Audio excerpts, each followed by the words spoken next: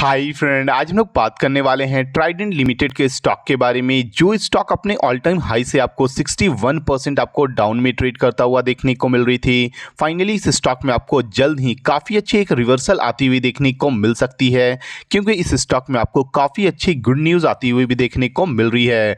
आज की इस वीडियो में हम लोग बात करने वाले हैं कि क्या आपको इस स्टॉक में अभी भी इन्वेस्ट करना है या इसे अवॉइड करना है। सबसे पहले हम लोग कंपनी के फाइनेंशियल पे नज़र डालने वाले हैं, उसके बाद इसके चार्ट पे चल के समझने वाले हैं कि इस स्टॉक में आपको कहां से रिवर्सल आती हुई देखने को मिल सकती है। चलिए हम लोग कंपनी के फाइनेंशियल पे नज़र डालते हैं। कंपनी का जो मार्केट कैप है वो आपको 12,404 करोड़ रुपीज़ का देखने को मिल रही है। स्टॉक का जो पी रेशियो है वो आपको 31.4 रुपीज़ का देखने को मिल रहा है। ROCE की बात करते तो 9.79% का देखने को मिल रही है। कंपनी का जो बुक वैल्यू है वो आपको 9.36 रुपीज़ का देखने को मिल रहा है।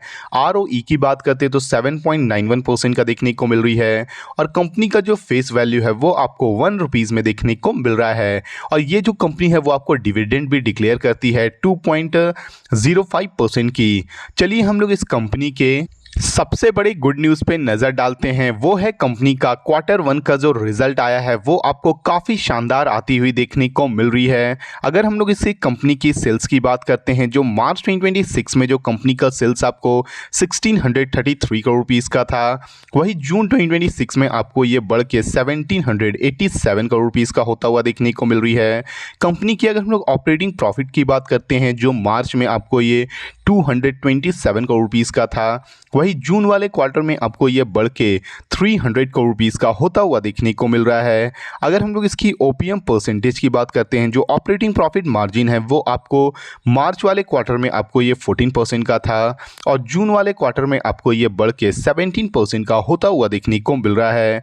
कंपनी की अगर हम लोग अदर इनकम्स की बात करते हैं तो मार्च 2026 में आपको ये 21 करोड़ रुपीज़ का था, वही जून वाले क्वार्टर में आपको ये डिक्लाइन होकर 17 करोड़ रुपीज़ का होता हुआ देखने को मिल रहा है।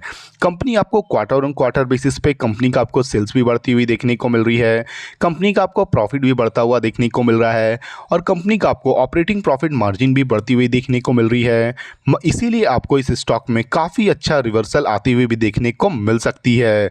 चलिए हम लोग इस कंपनी के अगर प्रॉफिट एंड लॉस स्टेटमेंट में नज़र डालते हैं ईयर ऑन ईयर बेसिस पे, तो आप देख सकते हो कंपनी का जो सेल्स आपको मार्च 2025 में 6987 करोड़ रुपीज़ का था, वही मार्च 2026 में आपको ये डिक्लाइन होकर 6701 करोड़ रुपीज़ का होता हुआ देखने को मिल रही है।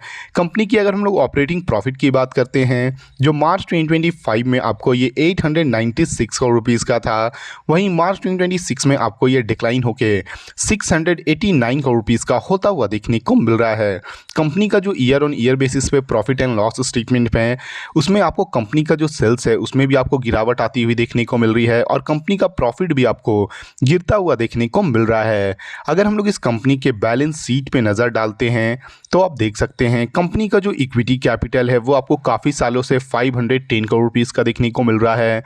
कंपनी के अगर हम रिजर्व्स की बात करते हैं तो मार्च 2025 में जो कंपनी का रिजर्व आपको 4111 करोड़ रुपीज़ का था, वही मार्च 2026 में आपको ये बढ़ के 4262 करोड़ रुपीज़ का होता हुआ देखने को मिल रहा है। कंपनी की अगर हम लोग बोरिंग की बात करते हैं कि इस कंपनी पे कर्ज कितना है, तो मार्च 2025 में जो कंपनी का बोरिंग आपको 1635 करोड़ रुपीज़ का था, वही मार्च 2026 में आपको ये बढ़ के 1829 करोड़ रुपीज़ का होता हुआ देखने को मिल रहा है। किसी भी कंपनी का जो बोरोइंग बढ़ती है उस कंपनी के लिए आपको थोड़ी सी नेगेटिव न्यूज़ मानी जाती है, मगर किसी भी कंपनी का जो रिजर्व बढ़ता है वो कंपनी के लिए काफ़ी बड़ा पॉजिटिव न्यूज़ माना जाता है। जहाँ पे कंपनी का आपको जो बोरोइंग है वो आपको 1829 करोड़ रुपीज़ का है, वहीं पे कंपनी का रिजर्व आपको 4262 करोड़ रुपीज़ का देखने को मिल रहा है। कंपनी की अगर हम लोग शेयर होल्डिंग पैटर्न पे नज़र डालते हैं तो आप देख सकते हो कंपनी में जो प्रोमोटर का जो होल्डिंग है वो आपको जून 2026 के अकॉर्डिंग आपको 73.68% का देखने को मिल रही है, फॉरेन इन्वेस्टर की अगर हम लोग बात करते हैं तो इसमें भी आपको थोड़ा सा जंप आता हुआ देखने को मिल रही है। जो मार्च 2026 में आपको ये 3.07% का था, वही जून वाले क्वार्टर में आपको ये बढ़ के 3.18% का होता हुआ देखने को मिल रहा है। कंपनी की अगर हम डोमेस्टिक इन्वेस्टर की बात करते हैं तो मार्च 2026 में आपको ये 0.22% के थे, वही आपको जून वाले क्वार्टर में आपको ये बढ़ के 0.25% का होता हुआ देखने को मिल रहे हैं। हालांकि पब्लिक की होल्डिंग में आपको थोड़ी सी गिरावट आती हुई देखने को मिली है। जो मार्च वाले क्वार्टर में आपको ये 23% के थे, वही जून वाले क्वार्टर में आपको ये डिक्लाइन होकर 22.89% का होता हुआ देखने को मिल रहा है। किसी भी कंपनी में आपको फॉरेन इन्वेस्टर अगर उसमें अपनी स्टेक बढ़ाते हैं वो कंपनी के लिए काफ़ी बड़ी गुड न्यूज़ होती है, और कंपनी में आपको डोमेस्टिक इन्वेस्टर का भी बढ़ता हुआ स्टेक देखने को मिल रहा है। कंपनी की ओवरऑल फाइनेंशियल आपको काफ़ी अच्छी देखने को मिल रही है। चलिए हम लोग इसके चार्ट पे चल के समझते हैं कि इस स्टॉक में आपको कहां से रिवर्सल आती हुई देखने को मिल सकती है। जैसे कि आप देख सकते हैं हम लोग इस स्टॉक के चार्ट के ऊपर आ चुके हैं। ये जो स्टॉक है वो करेंटली अभी आपको 24.34 के पास ट्रेड करता हुआ देखने को मिल रहा है, और ये स्टॉक जल्द ही अपने जो सबसे इंपॉर्टेंट जो सपोर्ट है आपको 23.29 रुपीज़ के पास आता हुआ देखने को मिल जाएगी। अगर ये स्टॉक आपको 23.29 रुपीज़ को अगर ये ब्रेक डाउन करती है तो ये स्टॉक आपको 22 रुपीज़ के पास आता हुआ देखने को मिल जाएगी।